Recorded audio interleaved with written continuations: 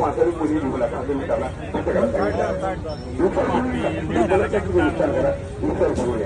कधीच कदाचित तुम्हाला मी फक्त ज्याला वेळ असेल तो नाही त्यांचे प्रश्न त्यांची कृती आता माध्यमातून काही मित्र त्यांचा वाव होते आपल्या प्रश्नाला कधी संदर्भामधून प्रयत्न ह्या माध्यमातून आपण थोडं आलं पाहिजे थोडं भविष्यात करू काही भविष्याबद्दल बोलतो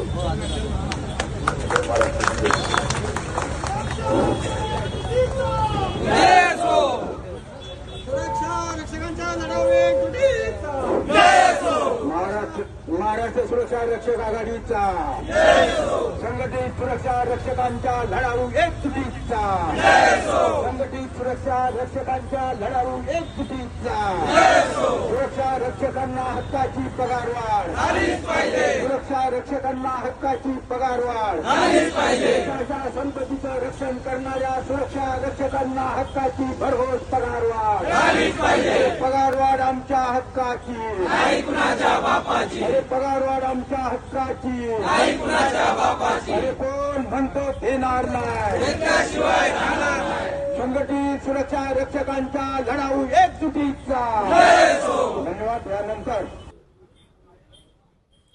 साहेब काय सांगाल, आपण जो हा लढा देताय तो कशा पद्धतीने आणि कोणासाठी देताय?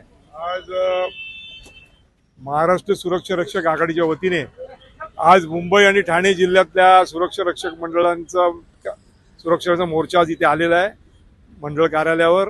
आणि आज आम्ही इथे आलेलो आहे ते 30 एप्रिल 2026ला गेल्या 3 वर्षाची वेतन आणि भत्तेवाढीची जी यांची अंमलबजावणी होती संपलेली आहे. आता नवीन सुधारणा करावी लागणार आहे. 1 मे पासून सुधारित वेतन आणि भत्ते द्यावे लागणार आहे. त्याबद्दलचे आमचं मागणीपत्र सादर करायला आज आम्ही इथे आलेलो आहोत. आणि हे मागणीपत्र आम्ही सादर करताना मंडळाला हेही सांगितलेलं आहे की ताबडतोब बैठक लावा कामगार मंत्र्यांबरोबर.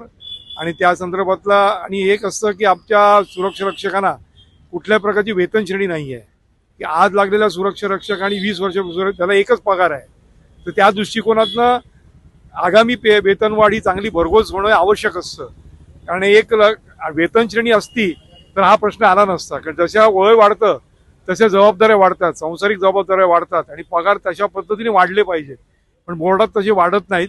म्हणून यावेळेला आम्ही त्यांना ठाम सांगितलेलं आहे की वेतन वाढ तर आम्हाला मिळाली पाहिजेच, पण त्याबरोबर वेतन श्रेणी सुद्धा मिळाली पाहिजे. आणि हा जो जुना आणि नवीन सुरक्षा रक्षक हा जो समान त्यांनी गेलेला आहे त्याच्यामध्ये काहीतरी सिनियरिटी आली पाहिजे वेतनामध्ये सुद्धा आणि भत्त्यामध्ये. आम्ही त्यांना आज मागणीपत्र सादर करतोय.